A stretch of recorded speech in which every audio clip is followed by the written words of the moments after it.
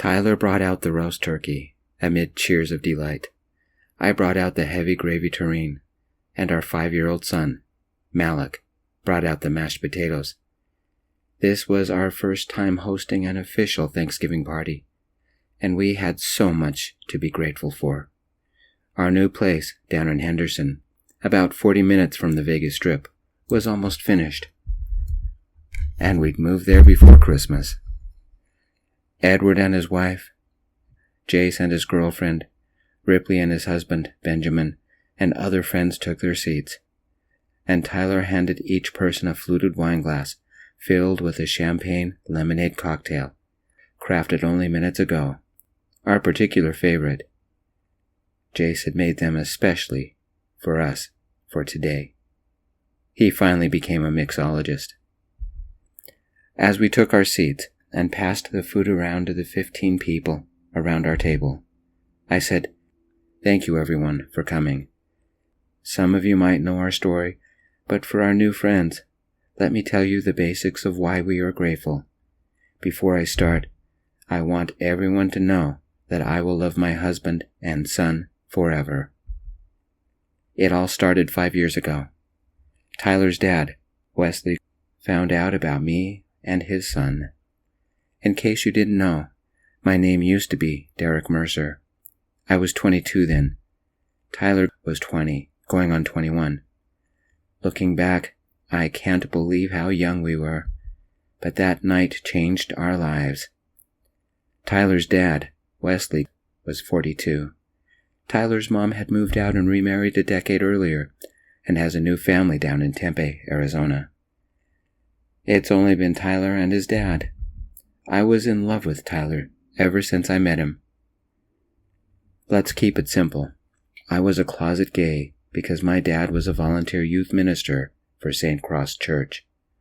Mom also volunteers there. You'd think that because they deal with youth all the time, they'd be more understanding. Not the case. The normal, God-fearing religious kids they work with follow the rules and don't seem to have identity issues. At least, none they are willing to speak about with religious authorities.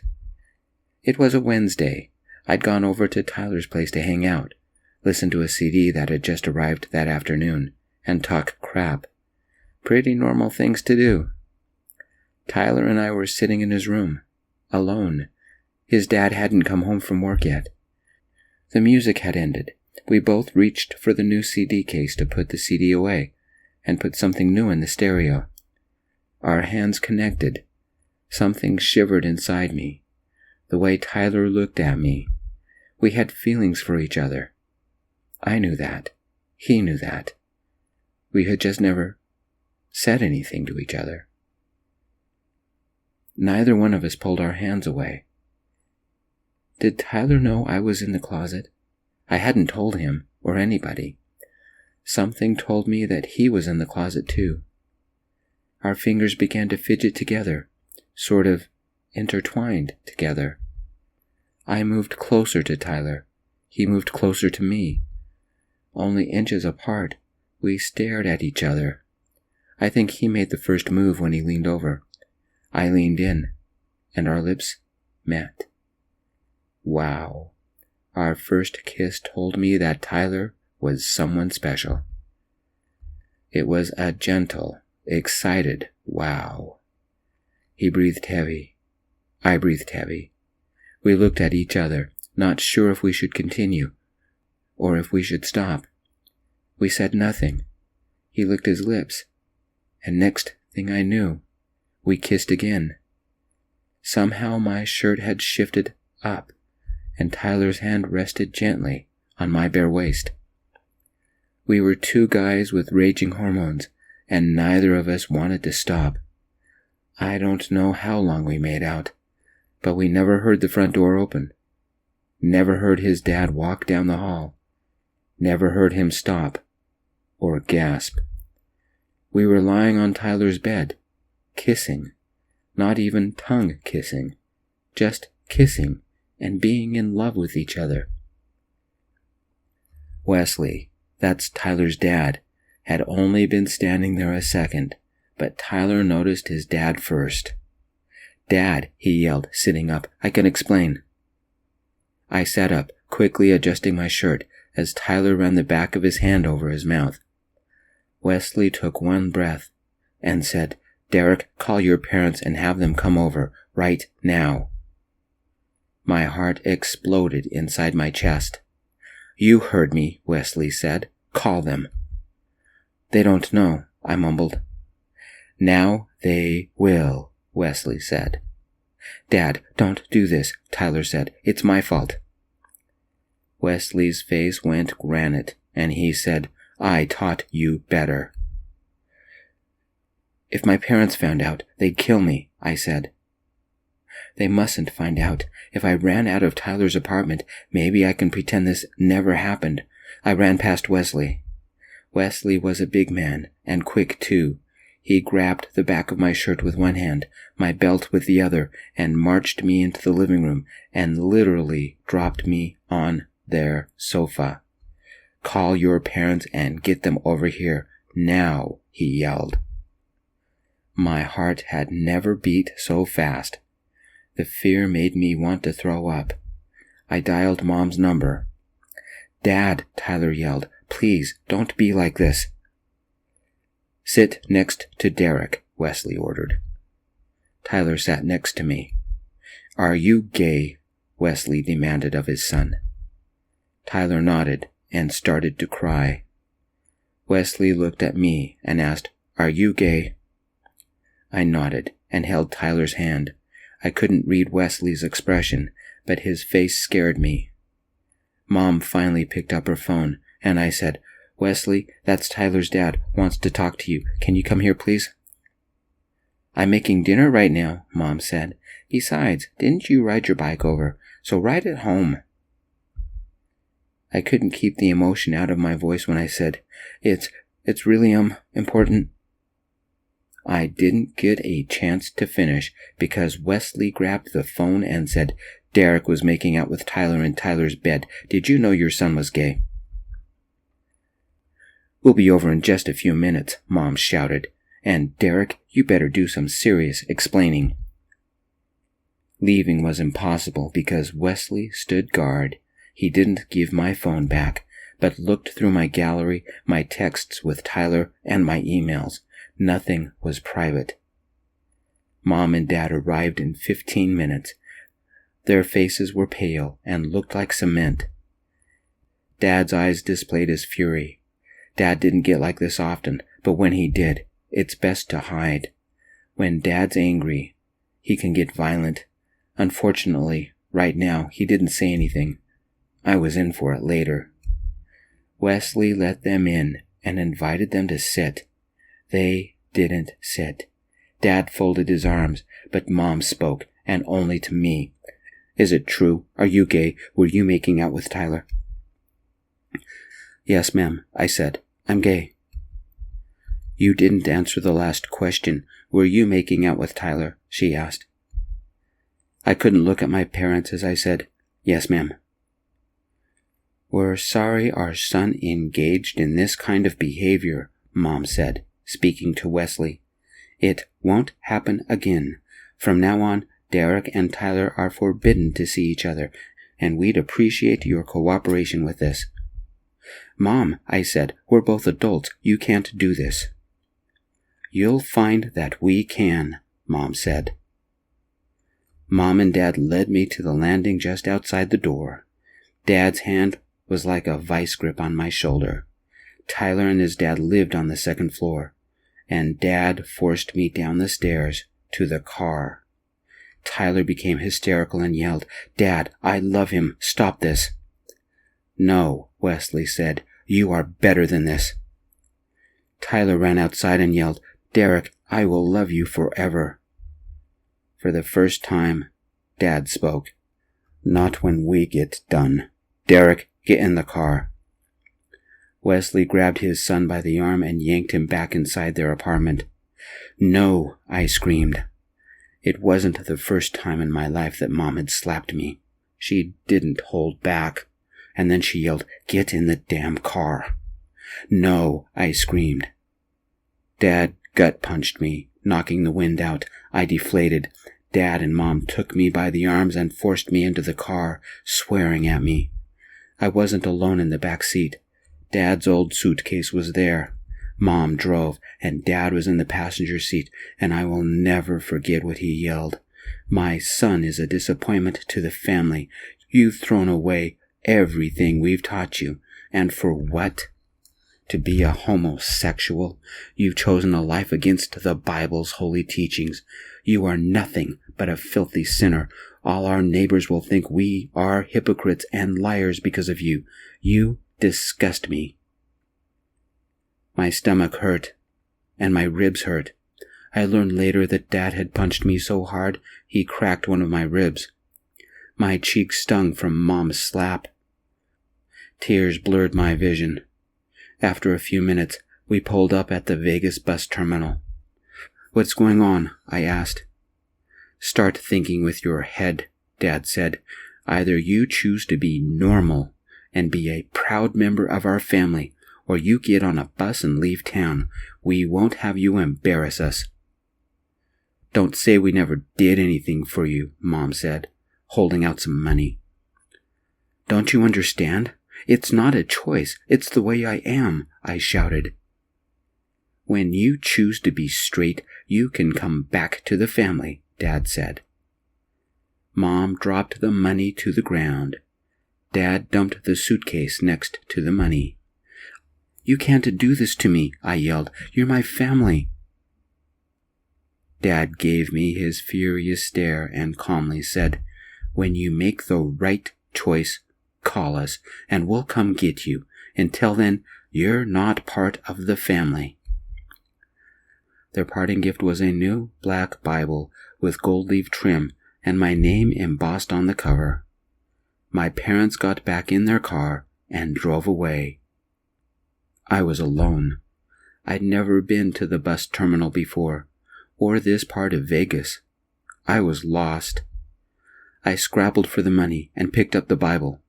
My parents must have suspected I was gay and been planning this because every scripture against homosexuality and disobeying your parents was highlighted, plus all the punishments. Who could I call for help?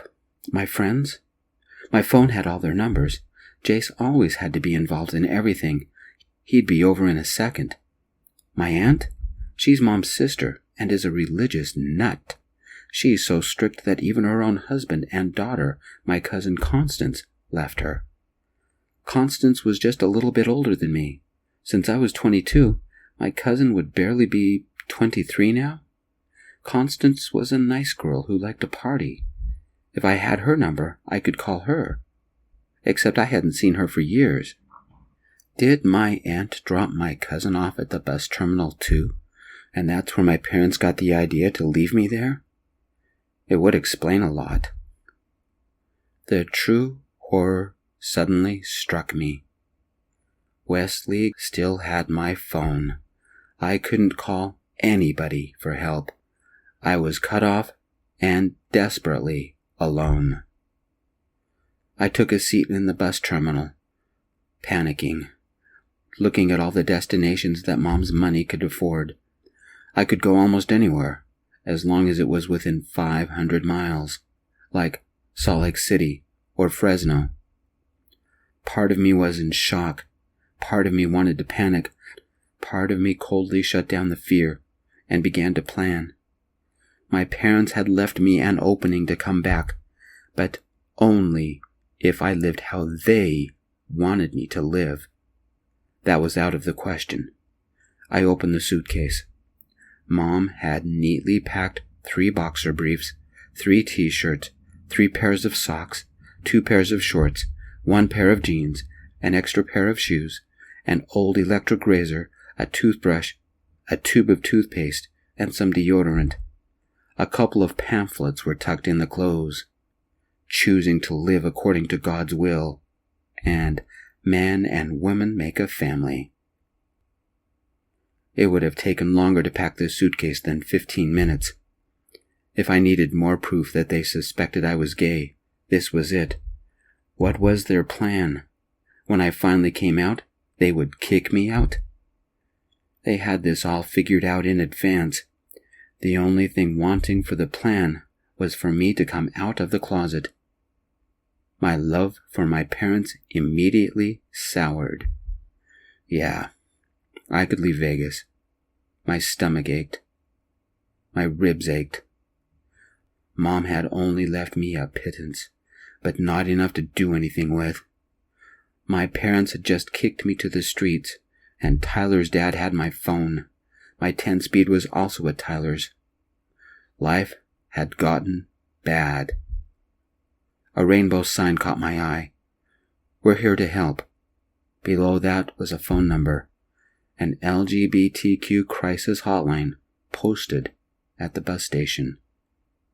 As if they had expected things like this could happen. Good thing Mom had given me some money so I could use a payphone. As I waited in line at the help booth to get change, I calmed down. I had some options my parents must not have considered. Both my job. I worked part-time at the DIY warehouse, and my university were here in Vegas. I had my own bank account my parents couldn't touch, and I had enough money saved up for next semester's tuition. I could postpone college for a semester or two and use that money to get a cheap apartment or even a cheaper dorm room. I could even talk to my boss about adjusting shifts and schedules and working full-time around my classes.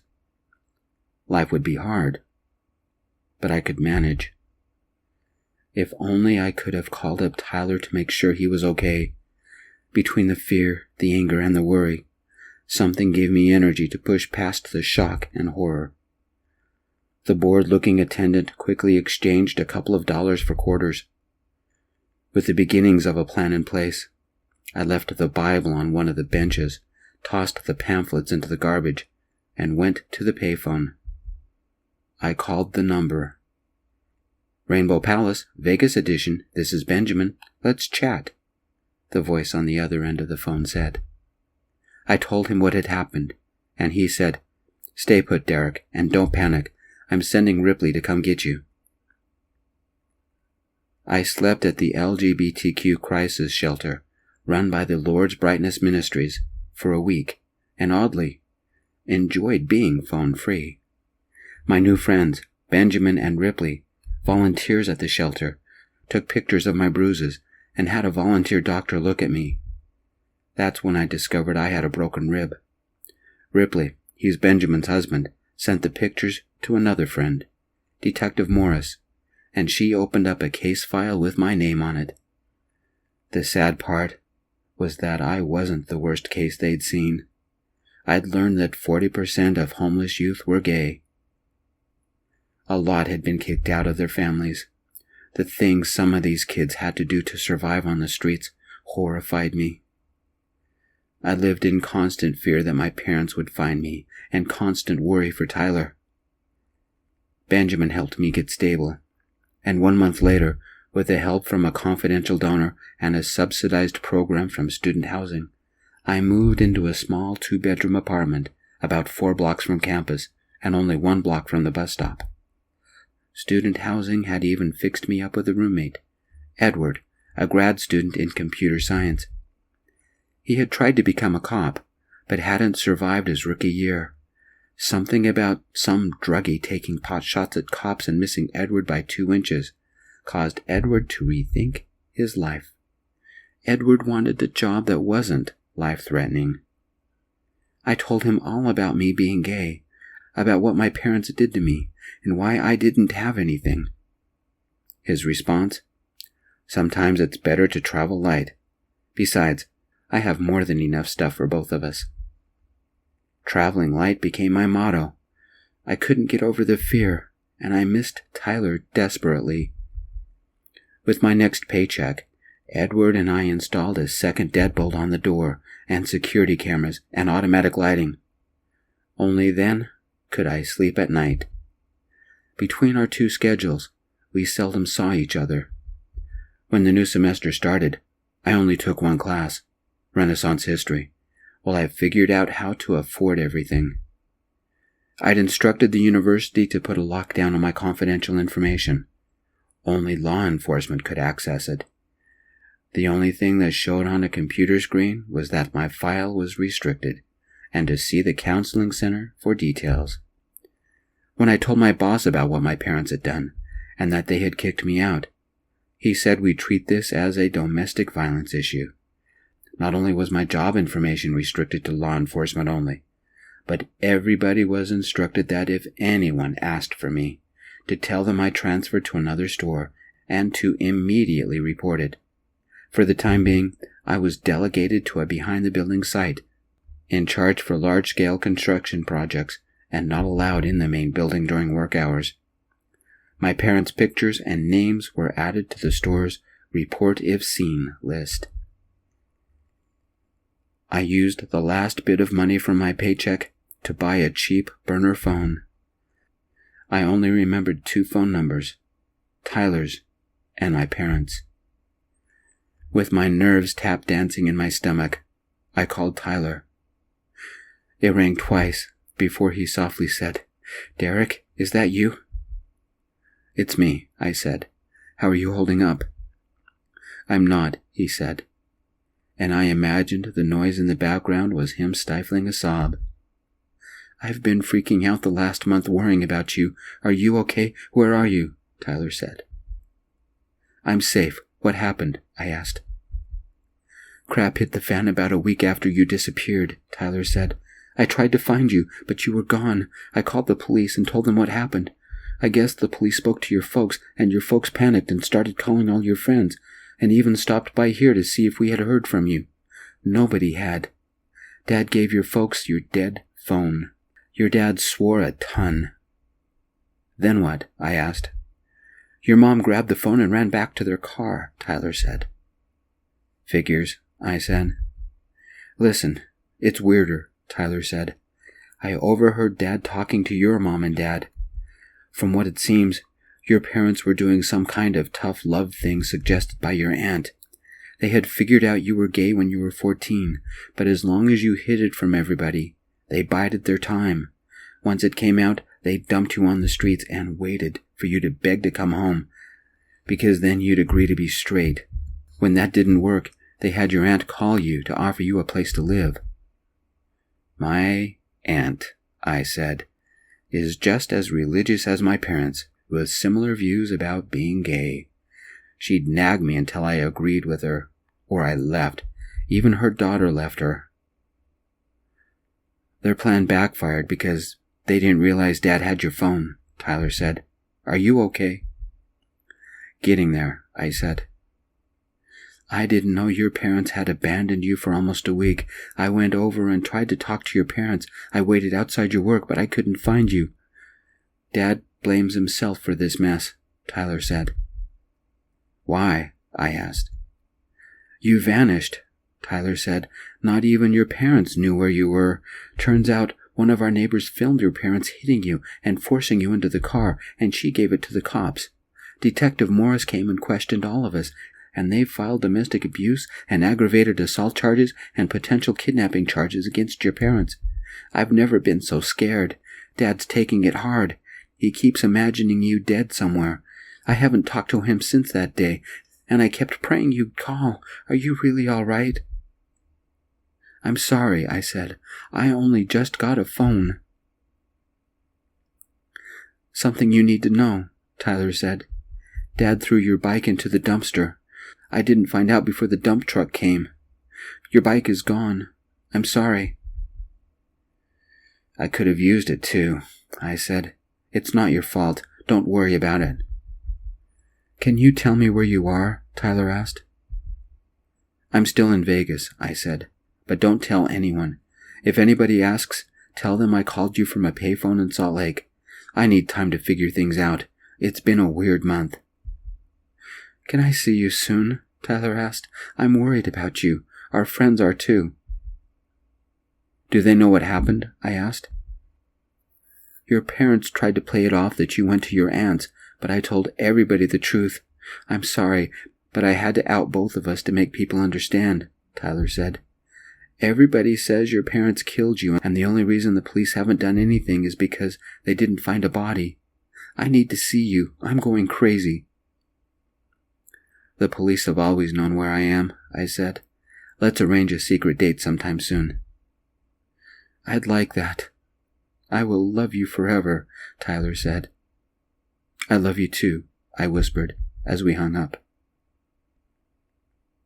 The next day, the university informed me that somebody had made attempts to find out my contact information. Security video showed my parents. They were told that I no longer attended the university, and then the police were informed, and they added the information to my file. Stalking was added to the list of potential crimes. Somebody visited my job. Security tape showed it was my parents. My coworkers closed ranks and told my parents I had transferred. Because of confidentiality laws, that's all they were told. The police were then notified. My file was getting bigger. I found it ironic. The police knew exactly where I was and didn't say a thing. I was lost in a sea of confidentiality. Why were my parents trying to find me? Was it guilt? They must be trying to save face because so many people were asking questions. I still didn't feel safe, but I began to relax. Edward brought me a can of pepper spray. Tyler and I called each other daily, and we arranged a secret date one morning at the Vegas branch of Coffee. It was his 21st birthday. His dad wanted to take Tyler out to dinner as a peace offering, but Tyler told his dad, no way in hell. Otherwise, he and his dad weren't talking. Tyler came alone to Coffee, and as soon as we saw each other, we hugged for several minutes, and he cried. Dad overheard me talking to one of our friends, Tyler said, about you getting beat up by your parents and now are living in Salt Lake. I think he told your folks. Taking a sip of my Frappuccino, I said, I was afraid he was still in contact with my parents. What does he think about you being gay? About us? I don't think he accepts it, Tyler said. Our friends do.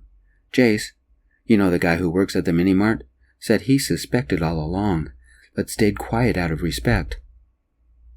Wasn't he a psych major? I asked.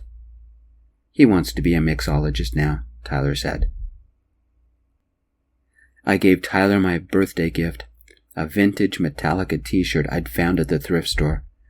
I wish I could have afforded a better present, but Tyler loved it anyway. We called each other every day and met every weekend. I reconnected with my friends. I'd never had so many hugs. It took a few minutes, but I got all their phone numbers and their promise never to give mine out. One night, when Edward had to work late, I invited Tyler over. It was the first time he'd been to my new place. Nice, he diplomatically said. Edward's family pictures were on the shelf by the flat screen. I had none. Edward had a weird set of multicolored tiki statues on display, and a collection of rare baseball cards displayed in several special frames. I didn't have anything to put on display. The lamps were Edward's. I didn't have any. We used Edward's furniture and Edward's dishes. My only donation had been a set of recently bought pans and a barbecue grill. I did have a small bed, courtesy of Ripley and the Rainbow Palace. I also had a wardrobe made up of clothes I found at the thrift store. That night, I grilled us a couple of sirloins, and Tyler and I talked for a couple of hours. When Edward got home, he found Tyler and me making out on the couch. We laughed, and I introduced my boyfriend. After Tyler had left, I discovered a message on my cell from the university. We are letting you know that an unknown woman claiming to represent the DA's office has made inquiries into your account. When we spoke with the police, we learned she wasn't part of any law enforcement branch. Unfortunately, she left before the police arrived. Security cameras captured her image, but we have not been able to ID her. Please see the attached image and respond. I didn't know her. My parents must have hired a private detective to find me. Why? The nerves hit me. Bad this time. I couldn't sleep all night. A few days later, my boss called me into his office. Detective Morris was there. "I have news," Morris said, "but it's not good. Somebody visited the Salt Lake DIY warehouse claiming to be from the Vegas PD, investigating an outstanding warrant. The attendant said you didn't work there before realizing that your file was restricted. The security footage showed it as the same woman who tried to investigate you at the university. Do you know her?" They showed me a picture of the same woman. I still didn't recognize her. "No," I said. My boss checked with other DIY warehouses. They checked security footage, and 3 of the 7 in Nevada and Utah found images of her. She'd used a different name every time. For the next week, I was afraid to leave the apartment. Tyler couldn't stand living with Wesley, his dad, anymore. His dad kept demanding more information about me, and once my parents went over and interrogated Tyler about me for an hour. Worse, Wesley screamed at Tyler. His dad couldn't accept his son was gay. Tyler spoke with me, and one Saturday afternoon, while his dad was at work, Tyler moved into my room. Edward agreed, as long as we divided the bills 3 ways, and if we didn't mind his girlfriend staying the night, sometimes. Wesley called the night Tyler moved out. "Where are you?" Wesley yelled. "Gone," Tyler said. "What are you going to do?" Wesley yelled. "I'm moving to Salt Lake to be with Derek," Tyler said. After his dad took a steadying breath, he asked, "Why didn't you tell me? Don't you trust me?" "Give me one good reason," Tyler said. "I'm still your father," his dad said. "That's a pretty bad reason," Tyler replied. "I love Derek. I wish you could accept us." "I only want the best for you," his dad said. "Do you dislike me that much?" "Yes, I do. What right do you have to expect any forgiveness?" Tyler said, and hung up. That weekend, I took Tyler to the Lord's Brightness LGBTQ Outreach Center, otherwise known as the Vegas branch of the Rainbow Palace, and we spoke with Benjamin and Ripley. Then Tyler and I walked around downtown Vegas for a bit, and we came to a surprise decision. Vegas is known for its 1-hour marriages. Tyler and I found ourselves at the Blue Suede Chapel. We called Edward and all our friends and told them what we were going to do. In a mad rush, our friends joined us for our impromptu wedding ceremony. After paying the marriage license fee, a minister dressed like young Elvis declared in a weird Elvis Presley accent, "By the power vested in me by the state of Nevada, I join you two in holy matrimony, and may you always have a big hunk of love. Kiss your husband, and remember, don't be cruel to each other." They sold gold wedding bands for only $50 each. We bought 2. We were officially Tyler and Derek Lords. Neither one of us wanted to keep our regular names, so we took the name of the place that had helped us out so much. All our friends and us celebrated at Hearthfire Pizzeria until they closed. For a wedding present, our friends pooled their money together and got me and Tyler a room at the Bellagio for the weekend. Our honeymoon. Tyler and I were so happy that we slow danced in our room for an hour, simply talking and sipping on champagne. "I will love you forever," Tyler whispered. "I will love you longer," I whispered back. I kissed his nose, working my way back to his ear while unbuttoning his shirt. I led him to our bed. Tyler broke free long enough to turn the lights out. 6 weeks after we were married, Wesley called. Tyler put it on speakerphone. "I saw you and Derek going into a store," Wesley said. "Are you back in Vegas?" Tyler looked at me and I mouthed, "For a week." Tyler quickly said to his dad, "We had some business we needed to take care of and are only here a couple of days. I want to see you, Both of you, he said. Can you come back to the apartment? So you can steal my phone and make me call my parents and then kick us out of Vegas? I asked. No. Derek, are you there too? Wesley asked. Feeling awkward yet, Dad? Tyler said. The hand with his wedding ring took my right hand. Is it too much for me to want to see my son? Wesley yelled. My first response was to say, yes, it is. But this was Tyler's dad, Tyler's only family here in Vegas.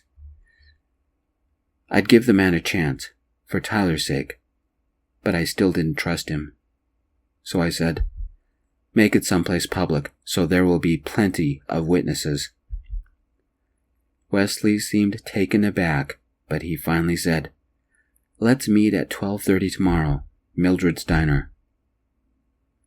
We told Edward about the conversation, and Edward was cautious when he said, I'd like to think your dad would be on his best behavior, but it makes me nervous. Do you want me there? We took Edward up on his offer.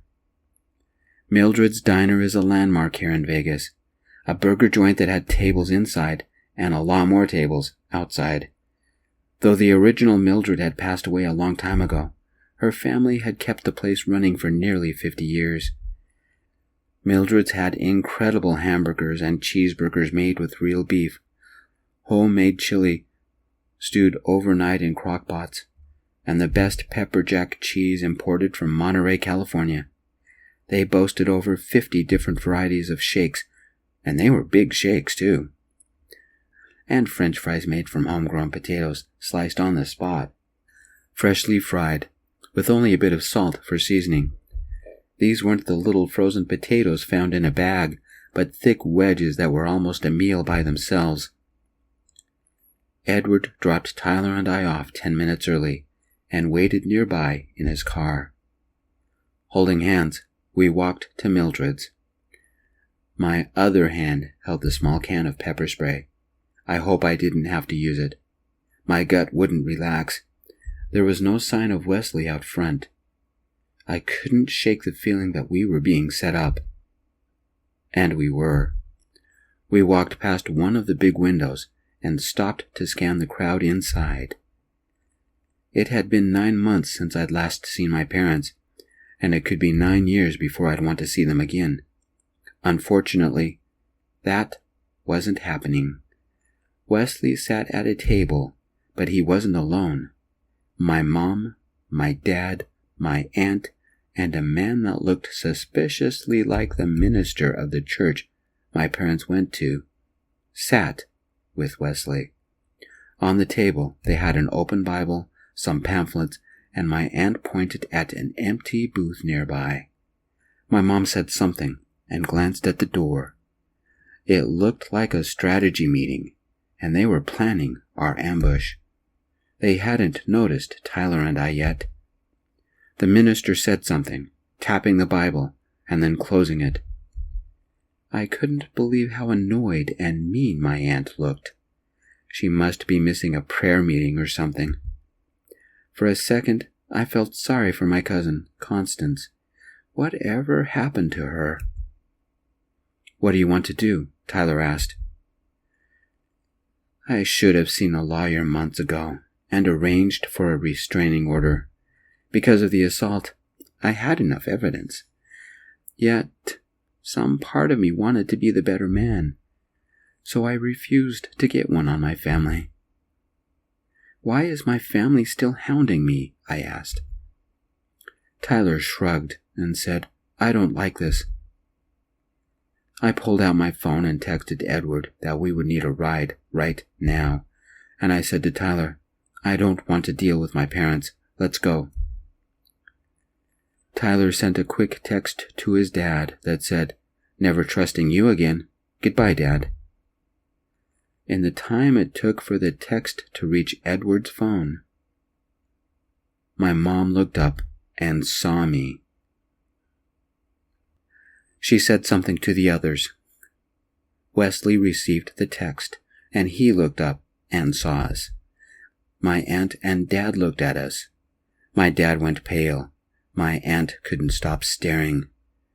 The minister finally looked up, pursed his lips, and stood. Edward pulled up behind us in his car. As one, Tyler and I put our left hands together on the glass, the gold ring shining bright. Dad got up, fast, his chair falling backwards. Mom covered her mouth with her hand. My aunt said something to the others. Wesley's mouth opened as if he wanted to shout. Tyler and I quickly climbed into Edward's car, and we made our great escape as our parents exited Mildred's diner. Wesley called Tyler's phone, and we put it on speaker. "Tyler, you and Derek get back here. We need to talk." "About what?" Tyler said. "Are you and Derek married?" Mom shouted. "Yes, Mom," I said. "It's legal. Are you going to separate us and dump me off at the bus station again? Is Dad going to hit me again? I don't want anything to do with you." "But we're family," Wesley yelled. "We stopped being family when all of you bullied me and Tyler," I said. "Tyler," his dad said, "is that how you feel?" "Times 10, Dad. Stay away from me." "I was only doing what I thought best for you," Wesley said. "I didn't want you to be gay, and now you're married to Derek. You never invited me to the wedding." "We only invited the people who mattered," Tyler said. "I'm your dad. Don't I matter?" Wesley yelled. "Not after the way you treated us," Tyler said. "I'm sorry," Wesley said. I think he was crying as he continued speaking. "I didn't realize I was tearing the family apart." Tyler took my hand, gently rubbing the ring, and said, "Derek is my family now." "And Tyler is my family," I said. "Don't you love us anymore?" Mom said. "We've changed. We only wanted to tell you we loved you." I squeezed Tyler's hand and said, "Well, Mom, why don't I believe you? Why did you bring a minister, or all that Bible stuff, or your sister? This was never about love, but about control. About showing to the world that you had a perfect family. The answer to your question is no, I don't love you. I stopped loving you the second you slapped me, and Dad broke one of my ribs." "You don't get to say such things to your parents," Dad ranted. "I should have pressed charges," I said. "Guess I'm an idiot. Oh, and Wesley?" "Yes," Tyler's dad said. "You owe me a new 10-speed. I can't believe I thought you were nice," I said. My dad suddenly yelled, "Damn it, Derek, we need to talk now." "Goodbye, Dad. Stay away from my family," I said. Tyler closed the call. We held each other as Edward drove us back home. Odds are, since Vegas had nearly 2.5 million people, we'd never see our families again. How could we have been so wrong about them? That night, we'd been chilling in the living room while eating chips and salsa and looking at what we could stream on TV, when the doorbell rang. I checked the security cameras. A delivery driver with a baseball cap pulled low over their face held an electronic clipboard and a rectangular package the size of a large book. The driver knocked on the door again, looking down at the electronic clipboard as if checking an address. "Are you expecting anything?" I asked Edward and Tyler. Both shook their heads no. Tyler warmed up the PlayStation, and Edward went into his room. I opened the door and immediately knew something was wrong. It looked like a normal delivery driver, wearing khaki shorts and a light brown shirt that said, "Speedy Shipping." "Package for Derek Mercer. I need his signature, please," she said. Her eyes widened a fraction as she recognized me. Underneath the baseball cap was a face I'd only seen from security footage. It was the woman from the security feeds from the university and various DIY warehouses. Something in my gut soured. My left fist clenched. The mystery woman private detective had tracked me down. How she finally found my place, I don't know. My mind raced. What do I do?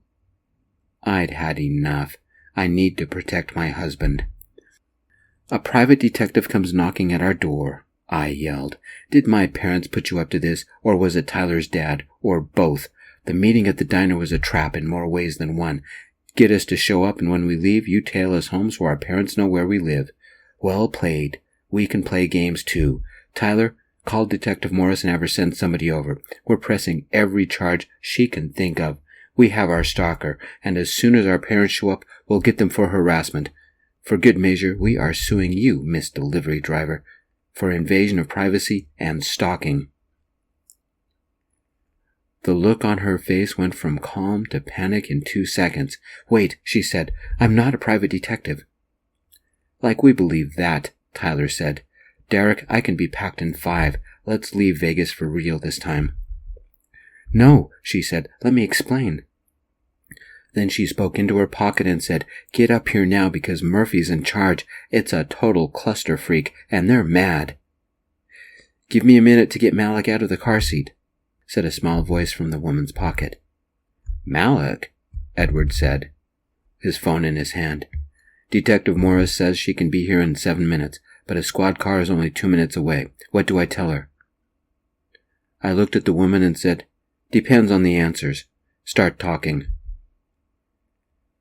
Tyler took hold of my hand and asked, who is Malik? Just chill, okay, the woman said, offering a smile. I'm on your side. My name is Melissa Montaigne, and I am an Army MP. Tracking down people is my job. I'm not here because of your parents. I'm here for a friend. She'll be here soon. Military police? Edward asked. None of us are in the Army. I used up my leave looking for you, Derek, Melissa said. Can I come in while we wait? I promise your parents don't know I'm here, and I will never tell them anything. Then how did you find me? I asked. I actually found you a week ago, but Constance wanted me to wait to contact you until she got back to Vegas, Melissa said. My cousin? I asked. Hey, cousin, a voice came from the door, speaking fast and nervous. Long time no see. I want you to meet Malik, my son. They say you can't get pregnant from a one-night stand, right? I'm so messed up. I have a weird favor to ask.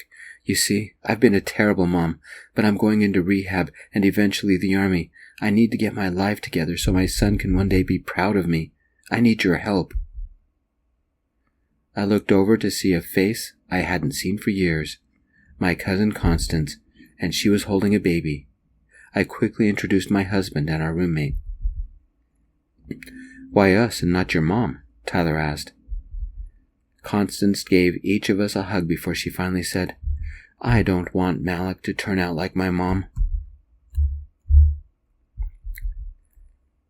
Back to the present. So much had happened in the last 5 years. Edward moved in with his girlfriend, and they eventually married. Tyler and I were among the groomsmen. Because of circumstances, Tyler and I adopted Malik, but Constance always had visitation privileges, though she was only in Vegas once a year. With Melissa's help, Constance remains clean and sober.